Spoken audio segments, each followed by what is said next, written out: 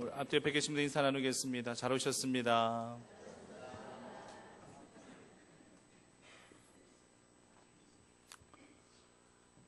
우리는 누군가에게 생각지도 못한 질문을 받았을 경우 무척 당하는 경우가 있습니다. 답변이 가능한 질문이라든지 질문에 굳이 답을 하지 않아도 되는 질문이라면 대수롭지 않게 받아들일 수 있겠지만, 내가 꼭 답을 해야 되는 질문이라면 굉장히 난처할 때가 있죠. 가슴이 쿵쾅쿵쾅 뛰고 식은땀이 나고 또 심장 맥박도 빨라질 수 있어요. 아마도 이런 경험들은 우리가 살아가면서 아마 몇 번씩은 다 해보셨으리라 그렇게 생각합니다. 만약 하나님께서 우리 각자에게 이러한 대답하기 힘든 난처한 질문을 하셨단다 할지라면 그때 우리는 어떻게 반응하게 될까요? 하나님은 모든 것들을 다 보고 계시면서, 다 알고 계시면서 질문하시는 거거든요. 물론 정말 궁금해서 질문을 하시는 경우도 있습니다. 예수님께서 가이사랴 빌립보에서 사람들이 나를 누구라는지 궁금해하셨어요. 그래서 제자들에게 묻죠.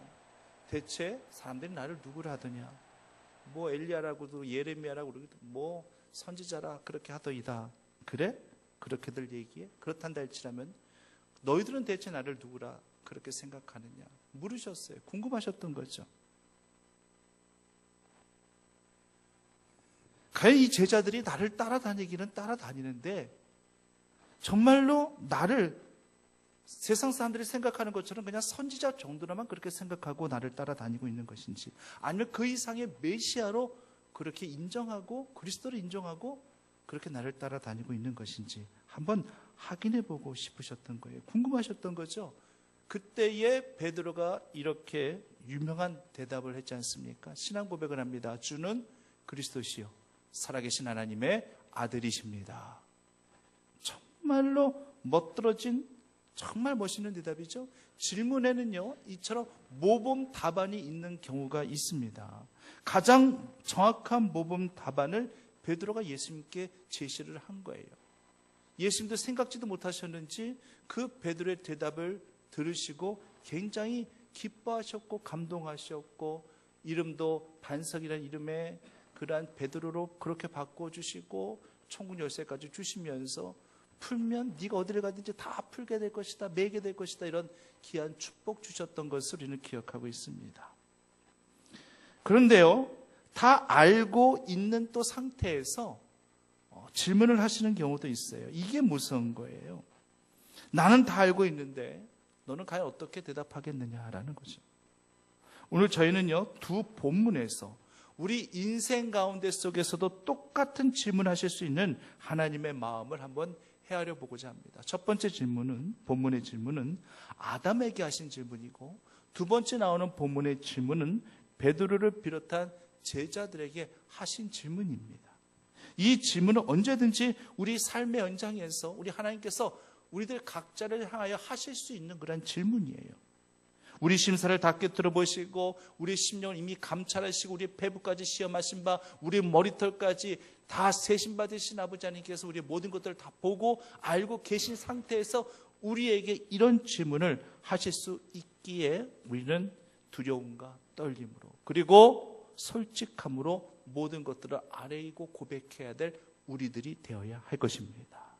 그렇다면 이 두 질문을 통해서 우리가 주님 앞에 어떤 마음과 어떤 자세로 주님의 질문에 답해야 할지 함께 살펴보시면서 은혜를 나누시는 귀한 시간이 되시기를 간절히 바랍니다. 첫째 본문은요, 하나님이 아담에게 하신 인류 최초의 질문입니다. 아담아, 내가 어디에 있느냐? 참 질문이기는 합니다만 이 질문에는 한탄과 탄식과 괴로움의 감성이 그대로 묻어 있습니다. 아마 이때는 하나님의 그 질문, 하나님의 음성조차 듣는 것을 굉장히 더 부담스럽게 느꼈을는지도 몰라요. 하나님께서 미리 일러주고 미리 경고하고 그렇게 하셨건만 아담과 하와는 선악과를 따먹는 범죄를 저질렀어요. 이젠 다 엎질러진 물이 되고 말았습니다. 더 이상 주워 담을 수가 없습니다. 이때 하나님은 아담을 부르시기를, 말씀하시기를, 아담아 내가 어디에 있느냐, 이렇게 말씀하셨어요. 하나님이 아담이 지금 어디에 있는지를 몰라서 이렇게 물어보신 것이 아니라는 거 우린 다 알죠. 그럼에도 불구하고 아담을 향하여 구태여 네가 어디에 있느냐라고 이렇게 부르실 이유가 뭐가 있었겠는가? 아예 그냥 대놓고 야 빨리 나와. 너 어디에 숨어있는지 내가 다 알거든. 빨리 나와. 너 내가 그렇게 동산 다른 실과들은 다 먹어도 된다고 했지만은 그 중앙에 있는 그 선악을 알게 하는 나무의 실과만큼은 내가 먹지 말라라고 그렇게 일렀는데 너 왜 따먹었어? 왜 그랬어? 이런 식으로 그렇게 차라리 노골적으로 훈계하며 추궁하는 것이 오히려 마음 편했을는지도 몰라요. 아담의 입장에서는 그렇습니다. 그런데 하나님은요 아주 나지막한 목소리로 이미 다 알고 계시고 이미 다 보고 계시면서 아담아 내가 어디 있느냐 이렇게 물어보시니 그 질문이 더 무서운 질문이라는 거예요. 이 질문에는 이런 속뜻이 담겨 있겠죠.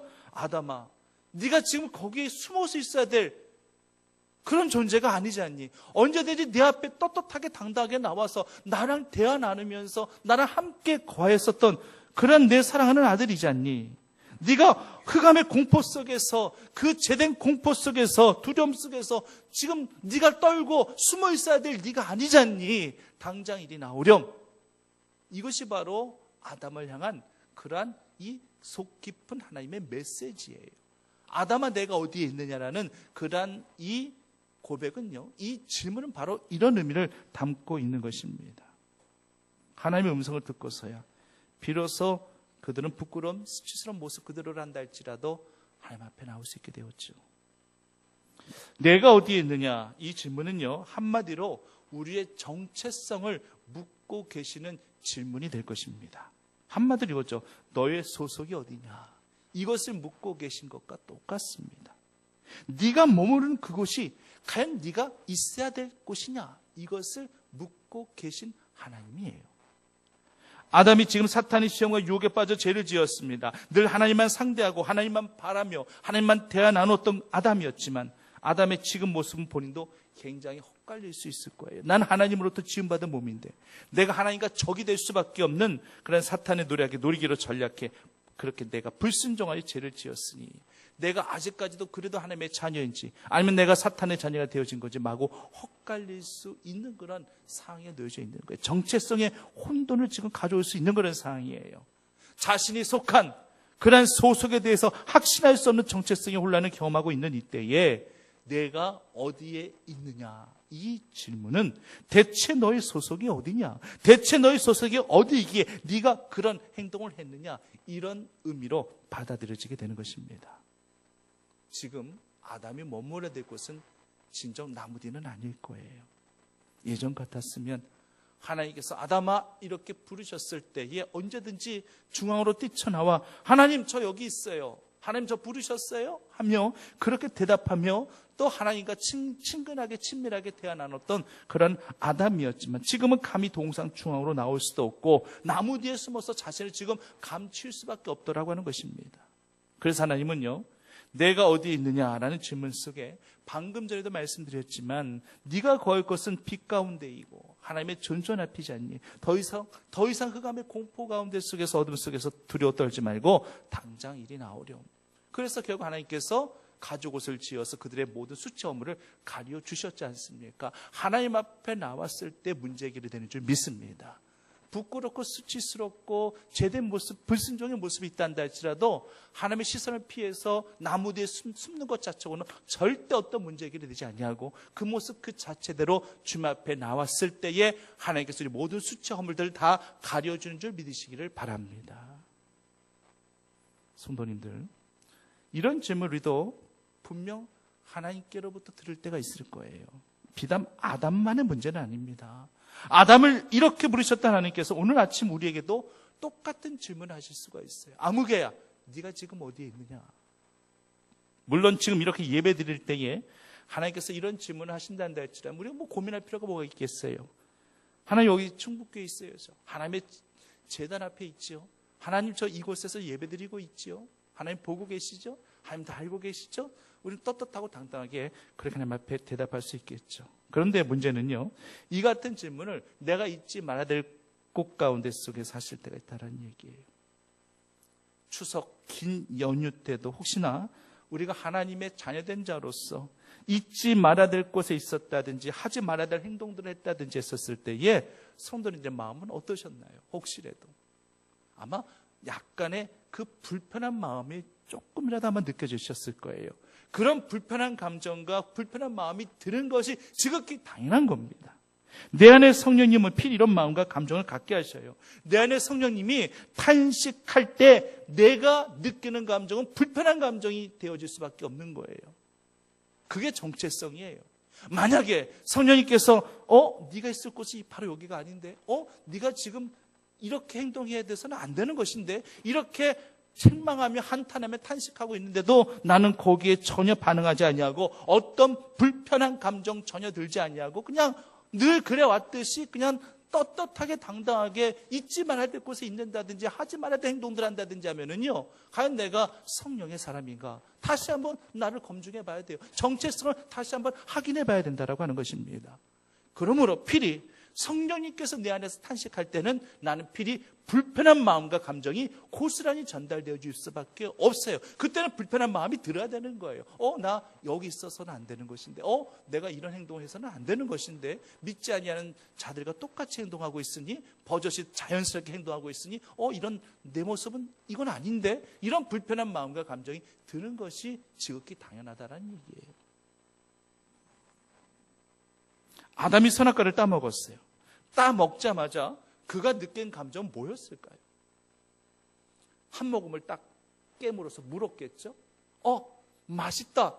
에이, 맛이 없네. 이런 맛에 대한 감정을 먼저 느꼈을까요? 그 맛에 대한 감정이 그게 느껴졌을까요? 맛있다, 안 맛있다. 이게 과연 판별이 됐을까요? 아니면은 사탄이 아담과 하와를 유혹할 때 네가 이거 먹으면은 네가 하나님같이 될 수 있어. 그 말에 홀딱 넘어가 버렸어요. 그래가지고 한 모금 딱 물었을 때 서로가 아담과 하와 서로가 서로를 바라보면서 우리 하나님같이 된 거야? 됐어? 안 됐네. 에이, 거짓말이네. 이런 느낌과 감정을 그들이 먼저 느꼈을까요? 전혀 아니라는 얘기. 절대 아니라는 얘기입니다. 맛이 없었기 때문에 이들이 실망한 것도 아닙니다. 하나님과 같이 되지 않았기 때문에 이들이 실망한 것도 절대 아닙니다. 그들이 선악과를 따먹고 난 다음 제일 먼저 느낀 감정은 바로 한탄과 후회스러움이었어요. 딱 먹는 순간 그들은 느꼈겠죠. 뭘 느꼈을까요? 그 다음 성도님들 한번 얘기해 보세요. 이거 먹으면 안 되는 거였는데. 하나님이 먹지 말라고 하신 거였는데. 나도 모르게 먹어버렸네. 어떡하지? 하나님이 그렇게 말씀하신 건데 나도 모르게 먹어버렸어. 어떡하지? 처음으로 그것을 먹는 순간 불순종이라는 것을 깨닫게 되었고 죄라는 것이 무엇인가를 따먹는 순간 그것부터 먼저 알게 됐다는 얘기예요. 이제 돌이킬 수 없는 거잖아요. 예전에 제가 3일간 금식할 때 이틀째인지 3일째인지 잘 기억이 안 나는데 잘 감당하다가 결혼하기 전이죠. 그때 어머니랑 같이 대형마트를 같이 갔어요. 둘째 날인지 셋째 날인지 같이 갔어요. 같이 갔는데 집에 있을 때 이제 금식을 한 거니까요. 근데 저도 모르게 그냥 시식코너 가가지고 그냥 집어먹었어요. 이런 경우 있을까요? 없을까요? 충분히 있을 수 있습니다. 아무 생각이 없는 거예요. 와, 되게 맛있어 보인다. 이거 먹지 말아야 되는데 이게 생각이 없어요. 그냥 덥석 먹고 말았어요. 먹는 순간 제가 뭐부터 느꼈을까요? 맛이 느껴졌을까요? 맛있다 안 맛있다 이게 느껴졌을까요? 어떻게 잘하세요? 이렇게? 먹으면 안 되는데? 먹어버렸네? 도로 뱉어버렸어요. 그래도 어떻게? 먹은 건데. 막 억울하더라고요. 내 스스로에 대해서 그냥 막 한심스럽고. 야, 이거 못 지켜? 그래가지고 결국, 다 틀어졌다. 그래서 먹고, 그 다음 조금 있다가 다시 3일 금식을 다시 해버렸어요. 그래도 이건 기회가 주어지니까 당연한 거죠. 감사한 거죠. 언제든지 실패했지만, 그래도 다시금 기회를 갖고 다시 한 거예요. 그런데 지금 아담과 하와는 이건 돌이킬 수 없는 거예요. 이런 상황에서 아담아 내가 어디에 있느냐, 이 음성이 과연 이들에게 어떻게 들렸을까요? 다 보고 계시면서, 다 알고 계시면서 이런 말씀하시는데 그들이 뭐라고 대답할 수 있었을까요? 만약 내일이 아주 중요한 시험이에요. 근데 아들이 열심히 PC방 가가지고 열심히 정신없이 놀고 있는 거예요. 이것을 직접 PC방에 가가지고 어머니가 발견했어요.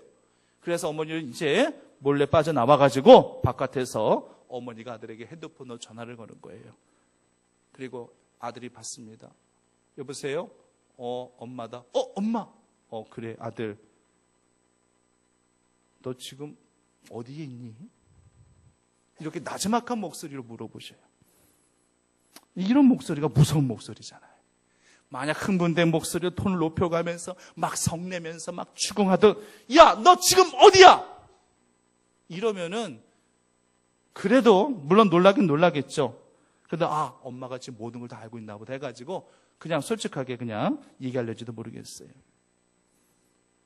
이 머리에 전이 잘 되는 아들 같으면은요, 엄마가 나지막한 목소리로 아들, 너 지금 어디야? 라고 물어보면은 엄마, 죄송해요. 지금 저 빨리 갈 거예요. 가서 공부할 거예요. 이렇게 상황 파악을 하게 될는지도 몰라. 이렇게 대답합니다. 그런데 사태 파악 전혀 못하는 아들이라면 엄마, 저 지금 도서실에 와 있어요. 삐어 소리, 오락 소리 다 들리는데 도서실에 와 있대요. 이게 말도 안 되는 거죠. 그랬다가는 이제 묵직하게 나지막한 목소리로 어디 있냐고 물어봤던 엄마의 음성도 더 이상 묵직할 수는 없는 거예요. 톤이 높아지면서 목이 힘이 갈 수밖에 없는 것이고, 그땐 더 혼나게 되는 겁니다. 엄마가 이렇게 물어보는 것은 어떤 뜻이 있는 거예요? 네가 지금 있어서는 안 될 곳에, 지금 이때 네가 거기 있어서는 안 되는 것이지 않니? 네가 지금 있어야 될 곳은 PC방이 아니지 않니? 네가 있어야 될 곳은 지금 도서실이든 공부방이든 그곳에서 지금 공부해야 되는 거 아니겠니? 이것을 역설적으로 일깨워 주기 위함입니다. 아담아, 내가 어디에 있느냐? 아들아, 지금 어디에 있느냐? 이 같은 나지막한 그런 목소리로 물어본다는 것은 아직 너에게 기회가 남아있다는 증거예요. 돌이키고 회개할 수 있는 기회가 남아있다는 것입니다. 그런데 아담은 그 기회를 다 잃어버리고 말았어요. 계속되는 대화 가운데 속에서 아담은 하와에게 모든 책임을 다 전가하려고 해요. 하나님께서 나지막한 목소리로 하나님께서 모든 것들을 다 보시면서 하시면서 그렇게 바짝 물으실 때는 바짝 엎드려서 솔직히 자신의 죄를 고하고 하나님 앞에 긍휼을 구했다면 하나님의 마음이 어떻게 바뀌었는지는 그건 아무도 모르는 거예요. 그건 그 누구도 알 수 없는 거죠. 사랑하는 성도님, 내가 어디에 있느냐? 우리 이 질문 앞에 숨을 곳을 찾는 아담과 같이 되어서도 안 될 것이며, 내 자신의 신앙의 정체성을 다시 한번 확인하여 돌이킬 수 있는 그런 결단의 은혜가 있으시기를 간절히 바랍니다. 하나님이 이렇게 부르셨다는 것은 다시금 네가 이제 너의 제된 길에서 의의 길로 다 바꿀 것이며, 주님의 길로 완전히 돌이켜짐으로 말미암아 자녀된 정체성을 다시금 회복하여 살아야 된다는 것을 다시 한번 확인시켜 주시는 거예요. 이 하나님의 물음 앞에 우리가 언제나 떳떳하고 당당하게, 그리고 겸손하게 응답할 수 있는 그런 신앙의 자리를 언제나 찾아가실 수 있는 주의 성도들 되시기를 간절히 바랍니다. 두 번째 본문의 질문은요, 예수님께서 제자들을 향하여 하신 그러한 질문입니다. 이 질문은 우리의 소유에 대한 질문이죠. 얘들아, 친근하게 물어보세요. 얘들아, 너희에게 고기가 있느냐? 이 말씀도 참 자상하게 느껴지죠? 굉장히 나지막한 목소리로 사랑스럽게 물어보시는 주의 음성입니다. 생계가 어부인 그러한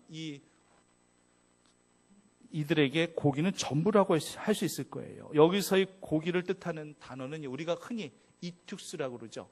여러분들이 예전에 자동차 뒷트렁크 뒤쪽에 딱 많이 붙여놨었던 이투스를 아실 거예요. 물고기 모양으로 된 그런 마크. 그 이투스가 그 헬라어 단어로 물고기란 그런 의미를 가지고 있는 거예요. 그런데 여기서의 이 고기는요, 프로스파기온이라는 헬라어 단어를 사용했어요. 유일하게 이 단어를 사용했는데, 이 단어의 뜻이 무엇이냐면은 바로 식탁 위에 올려진 진미, 아주 진귀한 음식, 아주 맛있는 산의 진미, 그만큼 귀한 것을 상징하는 그러한 의미를 갖고 있는 단어입니다.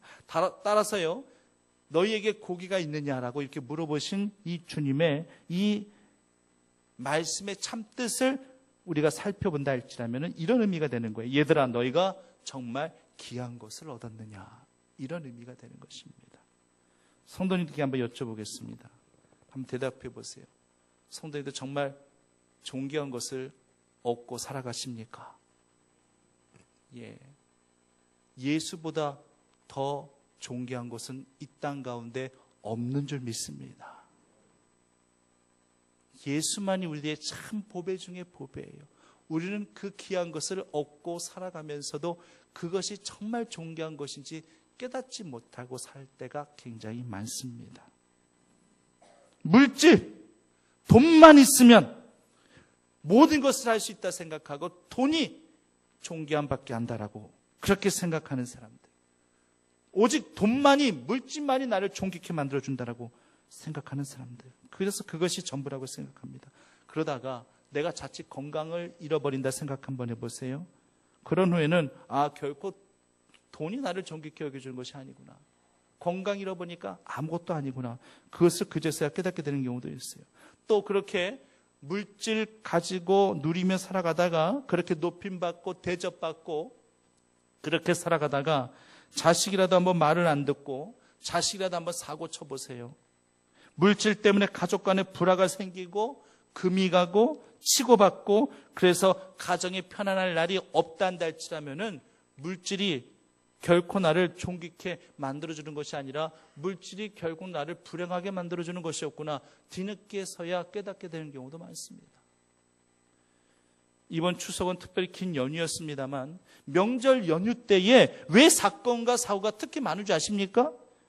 사고는 당연히 오고 가는 차량들이 많다 보니까 교통사고가 많아요.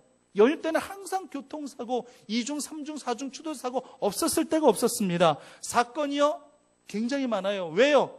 친인척 간에 가족 간에 이제 돈 문제다, 유산, 상속 문제다 이런 것으로 인해서 다툼과 갈등과 그로 인하여서 더 폭력과 상해와 살인사건까지 이런 사건들이 명절 연휴 때 더 많아지더라는 얘기입니다. 결국에는 이래서 명절 연휴는 사건, 사고가 많아지는 거예요.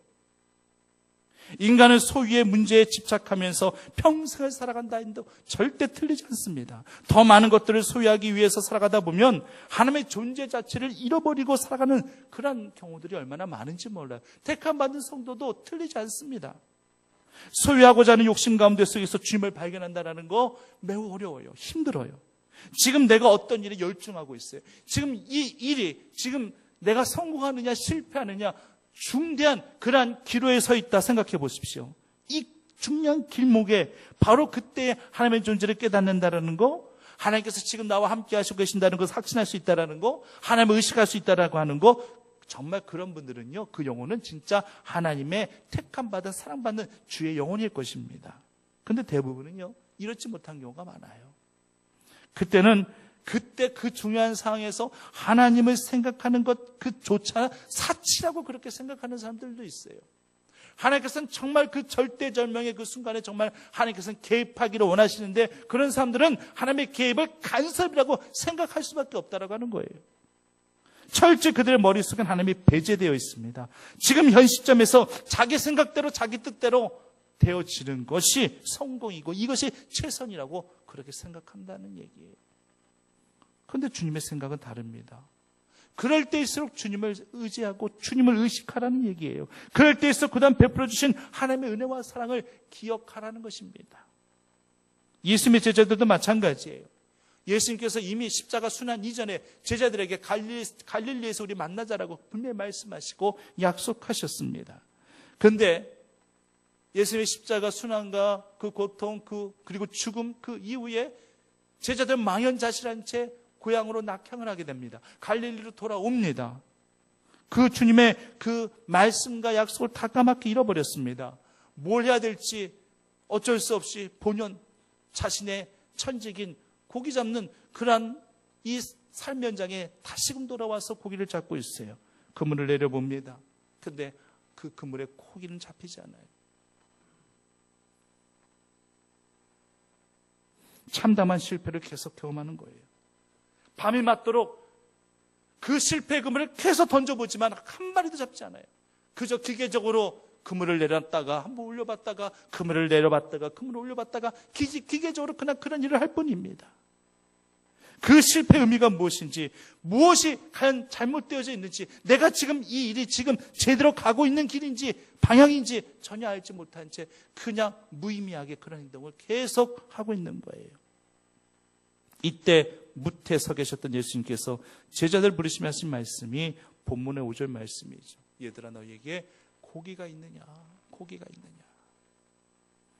예수님도 역시 고기가 이들에게 없다라는 거 알고 계셨습니다. 그럼에도 불구하고 이런 질문을 하셨다는 것은 역시 이런 뜻이 담겨져 있는 거예요. 나 없이도 그래 고기가 잘 잡히더냐. 내가 가까이 너희 곁에 있는데도 너희는 나를 못 알아보고 그저 너희의 힘으로 능력으로 그렇게 뭘 하려고 하는데 그래 고기가 잘 잡히더냐. 이런 의미를 내포하고 있는 것입니다. 제자들은 이런 의미까지 깨닫지 못하죠. 이 곁에 예수님이 계시는데도 깨닫지 못하는 그들인데 이 의미를 어떻게 깨닫겠습니까? 그리고 예수님도 그 속 깊은 의미까지 알기를 원치 아니하셨어요. 그냥 솔직하게 지금의 현 상태를 그냥 고백하기를 원했어요. 가장도 말 것이며 속이지도 말 것이며 제자들과 같이 얘들아 너에게 고기가 있더냐 그렇게 질문하셨을 때에 없으면 없는 대로 솔직하게 고백합니다. 5절 말씀에 대답하되 없나이다. 믿음은요 자신을 솔직하게 고백하는 것이 이것이 믿음의 시작입니다. 하나님 앞에 뭘 가장할 수 있겠어요? 하나님 앞에 무슨 허영을 부릴 수 있겠어요? 하나님 앞에 무슨 만용을 부릴 수 있겠어요? 없으면 없는 대로 아담과 하와가 죄를 지었고 수치와 모멸감으로 가득 차 있단다 할지라도 그냥 그 상태대로 그대로 하나님 앞에 나오는 것이 최선의 방법이듯이 없으면 없는 대로 솔직하게 내 패배를 신하고 인정하고 내 노력과 내 공로가 이렇게 헛수고였으면 솔직하게 하나님 앞에 인정하고 없나이다. 아무것도 가진 것이 없나이다. 아무것도 내가 행하지 못하고 실패했나이다. 솔직하게 신하고 고백하는 것이 이것이 믿음의 시작이 되어야 될 줄 믿습니다. 그렇게 솔직하게 고백하면은요. 뒷감당은 누가 하신다는 얘기예요? 하나님이 하신다는 얘기예요. 지금 예수님께서 얘들아 너에게 고기가 있느냐?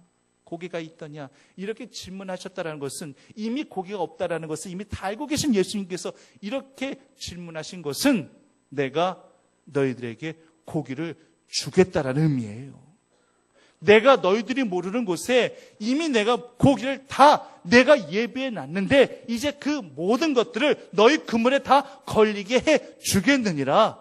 이런 의도를 가지고 이런 준비된 은혜를 부어주시기 위해서 바로 제자들에게 이런 질문을 하신 거예요. 이때 없으면서도 있는 척 한다든지 허영을 부린다든지 만용을 부린다든지 감추인다든지 숨긴다든지 그렇게 했다가는 하나님께서 주님께서 준비하셨던 이 물고기마저도 다 흩어버리실 거예요. 이들의 그물에 안 걸리게 하실 거예요. 솔직하게 하나님 내가 죄인입니다. 솔직하게 하나님 앞에 내가 아무것도 가진 것이 없습니다. 내 능력 갖고 내 공로 갖고 한번 해보려 했는데 제가 이렇게 실패했습니다. 아무것도 가지지 못했습니다. 하나님 빈손입니다. 이렇게 고백해야지. 근데 그렇게 빈손으로 주님 앞에 나오는 거예요. 하나님 앞에 나올 때 빈손 들고 나갑니다. 빈손 들고 주님 앞에 나갈 때에 우리의 빈손에 하나님께서 선물로 가득 채워 주시는 것입니다. 하나님의 모든 것들을 거치지 않은 것들 다 허망한 것뿐이에요. 빈손 들고 나가는 것이 은혜예요. 빈 마음 갖고 나가는 것이 은혜예요. 결국 빈 그물에 고기들로 가득 차 그물을 올릴 수 없을 정도까지 그렇게 되었다라고 성경은 이야기하고 있습니다. 우리 인생에도 이 같은 은혜가 넘쳐나게 되기만을 간절히 바랍니다. 우리 지금까지 주님의 그 두 가지 물음에 대해서 살펴보았습니다. 공통적으로 모든 것들을 다 보시고 모든 것들을 다 아신 상태에서 하나님과 예수님이 이렇게 질문하신 거였습니다. 내가 어디에 있느냐? 다 알고 계시면서 질문하셨어요. 너에게 고기가 있느냐? 다 알고 계시면서 질문하셨어요. 이 물음 앞에 우리가 어떻게 대답해야 될 수 있을까요? 신앙의 정체성을 분명히 하시고 신앙의 열매를 위해서 늘 피어진 모습으로 주님 앞에 손 내밀 수 있는 그러한 성도님들이 다 되시기만을 간절히 축원합니다. 사역사신 아버지 하나님, 모든 것들을 다 보고 계십니다. 모든 것들을 다 알고 계십니다. 알고 계시고 다 보고 계신 하나님 앞에 솔직하게 주님 앞에 나오고, 그러므로 주님의 위로하심과 주님의 덮어주심, 또 예비케 하신 주의 은혜 받아 누릴 수 있는 저희 모두가 되게 하여 주시옵소서. 예수님의 이름으로 기도드립니다.